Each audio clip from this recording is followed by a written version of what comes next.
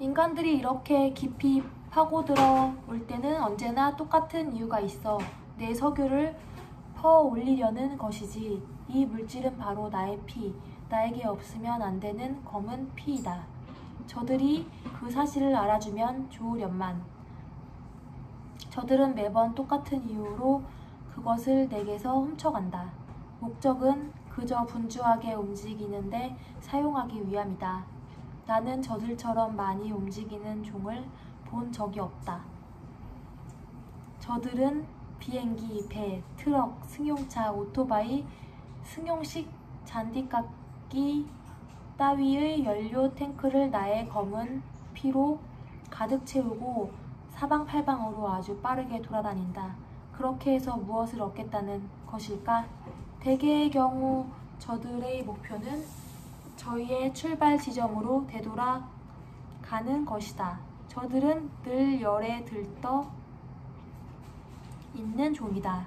저들은 내가 가진 가장 소중한 것을 훔쳐내어 쓸데없이 돌아다니는 데에 써버린다. 내가 이 액체를 속에 품고 있는 것은 우연히 그렇게 된 것이 아니건만 저들은 그런 사정을 이해하지 못한다. 나의 검은 피는 매우 명백한 기능을 하고 있다. 주위의 고드름에서 맑은 물방울이 눈물처럼 줄줄 흘러내린다. 땅거죽 아래로 3km도 더 들어간 깊은 곳의 동굴에서 발견된 2개의 거대한 해골. 그것들에 비하면 주황색 아노락을 입은 새 탐사자는 너무나 작아 보인다. 교수의 조수는 연대 측정기를 꺼내놓고 전기끌로 갈비뼈를 살살 긁어 작은 시료를 떼어내더니 그것을 시험관에 넣는다. 그런 다음 스크린을 켜고 몇 가지를 조절한 뒤에 분석 작업을 실행시킨다. 탄소 14연대 측정법에 따르면 이 호모 기간티스의 유골은 놀랍게도 8,000년 전의 것입니다.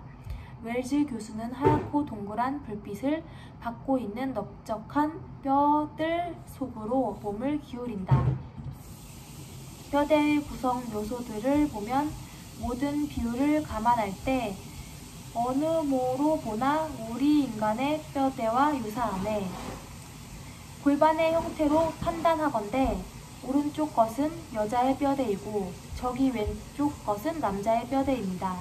여기자가 소리친다. 교수님 이리 와보세요. 이쪽이에요. 여기자가 동굴벽에 달라붙은 성에를 문질러 보다가 무언가를 발견한 것이다. 누가 암벽에 어떤 형상을 새겨 놓았다. 암벽의 어지러운 무늬들과는 분명하게 구분되는 형상이다. 틀림없어요. 이건 누가 어떤 도구를 사용해서 새긴 겁니다. 여기자가 손전등 불빛을 비춰가며 벽을 계속 문지르자 기다란 벽화가 조금씩 모습을 드러낸다. 이건 분명 저구조예요. 그녀가 장갑 낀 손으로 문지른 자리에 눈 하나가 나타난다. 거인들이 자신들의 모습을 그림으로 나타내려고 했나봐요. 이번에는 멜라니가 중얼거린다. 그들은 인물들이 실제 상황에서 움직이는 장면을 마치 우리가 만화를 그리듯 암벽에 새겼어요. 그러고는 자기 배낭에서 황급히 소형 가스 열풍기를 꺼낸다. 그런 다음 세목골에 납작한 팁을 부착하고 열풍기를 작동시킨 다음 벽화를 덮고 있는 성의 끄트머리를 갖다 댄다. 이윽고 성에가 녹아내리면서 동굴벽에 도들새김된 장면들이 새 탐사자의 눈앞에 드러난다. 멜라니의 입에서 경탄의 외침이 새어나온다. 어쩌면 이렇게 정교할까? 레이저처럼 바위 속으로 파고들 수 있는 아주 가느다란 끌로 새긴 것 같아요. 벽화를 구성하고 있는 얼굴들과 상반신들이 눈에 들어온다. 일상적인 활동을 수행하는 사람들의 무리가 여러 장면에 걸쳐서 나타난다. 바네사가 의견을 낸다. 이건 처음과 중간과 끝이 있는 완전한 이야기를 그림으로 보여주는 것 같아요. 웰즈 교수는 더 다가들어 빛을 비추며 손으로 만져보기도 하고 돌의 가느다란 홈에 손톱을 박아보기도 한다. 이들은 자기네 문명에 관한 이야기를 들려주고 싶어 했어요. 자기들이 누구였는지를 그림으로 나타낸 것이죠. 후세의 인류가 자기들을 잊지 않도록, 그리고 자기들에게 무슨 일이 벌어졌는지를 알려주기 위해서요. 멜라니는 벽화의 첫 머리로 보이는 부분을 시작으로 오른쪽에서 왼쪽으로 각 부분을 사진에 담아 나간다. 바네사는 손전등의 조사 거리를 늘리고 카메라의 마이크를 작동시킨 뒤에 녹음 버튼을 누른다. 파인더에 REC라는 빨간 글자들이 즉시 나타난다. 익스트림 여행 채널 카날 13의 시청자들을 위한 단독 보도입니다. 웰즈 교수님, 이 동굴의 벽에서 무엇을 식별할 수 있는지 설명해 주시겠습니까? 바위에 새겨진 장면들로 미루어 보건대 이 호모 기간티스들의 문명은 이제껏 알려진 어느 문명보다 오래된 것으로 보입니다. 그 이후의 다른 문명들, 그러니까 보통 크기의 인류가 건설한 문명들이 훨씬 뒤에 가서야 발견한 것을 이들은 이미 8천여 년 전에 이루어냈습니다. 젊은 연구자는 자신이 교수의 그늘에 묻힐까 걱정하며 카메라 앞으로 나서서 설명을 이어나간다. 이 벽화들에 비추어 보면 그 거인들은 물속에서 장시간 헤엄치는 능력을 지니고 있었습니다. 이 장면을 보십시오. 거인들이 고래들과 함께 바닷속에서 잠수하는 모습을 볼 수 있습니다. 웰즈 교수가 다시 말을 받는다. 흉곽의 부피로 판단하건대 그들은 폐활량이 엄청나게 컸습니다. 그래서 장시간의 무호흡 잠수가 가능했던 것이죠. 그리고 여기를 보십시오. 외과 수술을 하는 장면인 듯 합니다. 바네사는 두 연구자의 음성을 녹음하면서 벽화의 각 장면을 꼼꼼하게 찍어 나간다. 되도록 많은 이야기를 확보함으로써 아무리 의심이 많은 사람이라도 이의를 제기하지 못하게 하려는 듯하다. 웰즈 교수의 해설이 이어진다. 여기 이 장면은 거인들이 자연재해를 묘사한 것으로 보입니다. 이 부분을 보십시오. 의심의 여지가 없습니다. 그들이 겪은 최초의 대재난은 물난리, 그러니까 일종의 쓰나미였습니다. 보시다시피 아주 높은 파도가 덮쳐서 모든 집들이 물에 잠겼습니다. 기자가 묻는다. 노아의 대홍수인가요? 아마도 그들의 대홍수일 겁니다. 이 장면, 그리고 이 장면을 보면 대홍수가 그들이 살고 있던 섬을 물바다로 만들었고 생존자들은 어쩔 수 없이 여기 보이는 이 배들을 타고 도망친 것 같습니다. 교수의 조수는 벽면의 또 다른 부분을 가리킨다. 여기를 보십시오. 하나의 지도가 아닌가 합니다. 5 대륙이 나와 있는 아주 간명한 지도입니다. 피난민들이 탔던 배들의 항로가 표시되어 있습니다. 이 항로를 보자면 그들은 멕시코 해안의 유카탄 근방, 그리고 북아프리카 모로코 근방에 상륙한 것으로 보입니다. 샤를 웰즈는 바위에 점선으로 새겨진 길을 가리키면서 덧붙인다. 북아프리카에 상륙한 거인들은 아프리카 대륙을 서쪽에서 동쪽으로 횡단하여 이집트까지 갔을 것입니다. 그리고 여기 이 그림을 보면 그들이 다른 인간들을 만났으리라는 것을 알 수 있습니다. 자기들의 10분의 1밖에 되지 않는 인간들, 다시 말해서 보통 크기의 인간들, 우리와 똑같지는 않더라도 우리의 조상쯤 되는 인간들을 만났다는 것입니다. 새 탐사자는 열풍기로 계속 성에를 녹여 벽화를 더 찾아낸다. 샤를 웰즈가 말을 잇는다.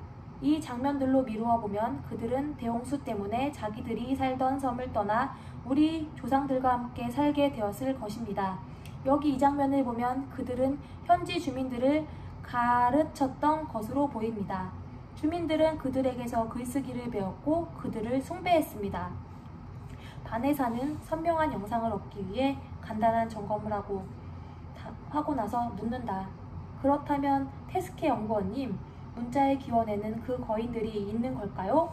바로 그 시기, 그러니까 지금으로부터 8,000년 전에 문자가 그 거인들 덕분에 출현한 것으로 볼 수 있을까요? 아무튼 이 벽화들은 그렇게 이야기하고 있습니다. 의술의 경우도 마찬가지인 것 같습니다. 여기에 새겨진 장면을 보면 약국이며 병원들을 분명히 식별할 수 있습니다. 웰즈 교수가 덧붙인다. 그리고 여기에서는 거인들이 소인들에게 천문학을 가르치고 있습니다. 새 탐사자는 다시 나아간다. 동굴 벽을 얇은 막처럼 덮고 있는 성해가 녹아내릴 때마다 그들은 눈앞에 드러나는 도들 새김에 매혹되어 손으로는 그것들을 어루만지고 머리로는 그 이미지들을 해석한다. 멜라니가 소리친다.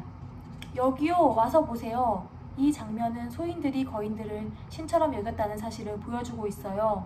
거인들은 기념물, 특히 피라미드를 건설하도록 소인들을 가르쳤어요. 웰즈가 설명을 이어간다. 참 신기하군요. 피라미드는 거인들에게 전파 송신기 구실을 한 듯합니다. 이 장면을 보십시오. 피라미드에서 나온 전파가 거인들의 뇌파를 증폭시키는 모습을 담고 있습니다. 이집트의 거인들은 이렇듯 피라미드를 이용해서 멕시코의 거인 형제들과 통신을 했던 모양입니다. 두 학자는 도들 새김된 장면들이 새로 드러날 때마다 그것들에 담긴 의미를 놓고 경쟁적으로 가설을 제시한다. 이집트 신화에 나오는 신들이 거구인 것은 아마도 그때문일 것입니다. 멜라니의 주장에 웰즈 교수가 가세한다. 멕시코 신화의 신들도 마찬가지입니다. 그리스 신화에도 거신족 이야기가 나옵니다. 플라톤은 티마이오스라는 책에서 헤라클레스의 기둥 너머 서쪽 바다에 고도의 선진 문명을 이룩한 섬나라가 존재했다고 주장하고 있습니다. 그 섬은 하룻밤의 재난 때문에 대양 속으로 사라졌다고 하는데 그 재난이 대홍수였을 것입니다. 그 이야기는 우리가 지금 발견한 도들 새김들과 완벽하게 일치합니다. 우리가 몰랐던 것은 아틀란티스의 주민들의 키가 17m나 되는 거인들이었다는 사실입니다. 그들의 지능은 뇌의 부피에 비례했을 겁니다. 그들의 뇌에는 뉴런의 수가 우리보다 많았을 게 분명합니다. 새 탐사자는 벽화를 바둑판 모양으로 구획해서 각각의 칸을 꼼꼼하게 사진을 찍고 방송 카메라로 촬영한다. 여기를 보세요. 다시 멜라니의 설명이 이어진다. 이 장면은 거인들에 대한 소인들의 존경심이 갈수록 약해지고 있음을 보여줍니다. 소인들이 자기네 신들에게 반항을 하다가 급기야 그들과 전투를 벌입니다. 멜라니는 동굴 벽면의 얼음을 녹이고 소인 전사들이 거인들과 맞서 싸우는 전투 장면들을 환하게 비춘다. 여기에 묘사된 대로라면 처음에는 거인들이 쉽게 우위를 점합니다. 샤를 웰즈는 신화의 한 장면을 기억해낸다. 그리스 신화에 나오는 신들의 전쟁에서 초기에 티탄족이 승리를 거둔 것과 비슷하군요. 그런데 이 그림을 보십시오. 해가 구름에 가려져 있고 눈이 내립니다. 기후가 변했습니다. 대홍수에 이은 두 번째 대재난, 즉 빙하가 갑자기 도래한 것이지요. 그런 기온 저하는 거인들 쪽에 불리하게 작용했을 겁니다. 체구가 훨씬 더 컸으니 추위에 노출되는 표피의 면적도 훨씬 넓었겠죠. 바네사가 묻는다. 그들이 감기에 걸렸을 거라고 생각하세요? 어쨌거나 그들은 쇠약해졌습니다. 벽화의 이 부분을 보십시오. 분명합니다. 거인들은 병이 든 것처럼 보입니다. 그들은 소인들에게 패배한 뒤에 점차 모든 대륙에서 쫓겨났습니다. 멜라니의 설명에 샤를 웰즈가 말끝을 단다. 호메로스의 오디세이아에서 오디세우스가 최후의 키클롭스를 상대로 승리를 거둔 것에 비할 만한 사건이죠. 북유럽 신화에 나오는 토르가 거인족 요tun과 싸우는 것과도 비슷하죠. 다윗과 골리앗의 싸움도 있어요. 그런 전투는 숱하게 인용할 수 있을 겁니다. 우리 조상들이 거인들과 싸워서 승리를 거두는 상황은 모든 신화에서 찾아볼 수 있습니다. 새 탐사자는 아득한 옛날의 그 전투를 상기시키는 이미지들을 놀란 눈으로 바라본다. 웰즈 교수의 설명이 이어진다. 내가 보기엔 이것이 거인족의 소멸을 설명하는 세 번째 재난입니다. 그들이 살던 섬을 침수시킨 대홍수, 그리고 그들을 쇠약하게 만든 추위에 이어 소인들을 상대로 한 전쟁이 벌어졌어요. 거인들에게서 해방되기를 원했던 소인들이 마침내 거인들을 없애버린 것이죠. 그러면서 고 생물학자는 바네사에게 다가오라는 신호를 보낸다. 보세요. 호모 기간티스들 가운데 일부가 배를 타고 도망쳐서 섬에 상륙하고 있어요. 그들은 이 섬의 소인들에게 자기들을 숭배하도록 강요했을 겁니다. 이 거대한 조각상들을 분명 어디선가 보았다는 느낌이 드는데요. 맙소사, 지도상의 위치로 보건대 이건 틀림없이 이스터 섬이에요. 세 사람은 저마다 손전등을 활발하게 움직이며 벽면의 저보조를 살핀다.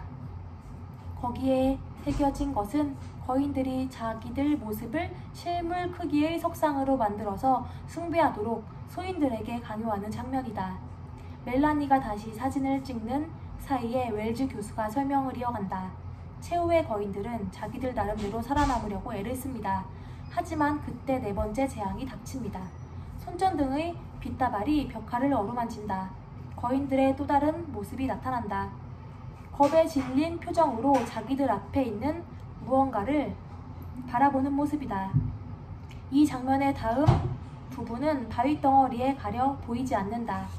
이 바위는 분명 그들이 자기네 역사를 벽에 다 새긴 뒤에 떨어졌을 겁니다.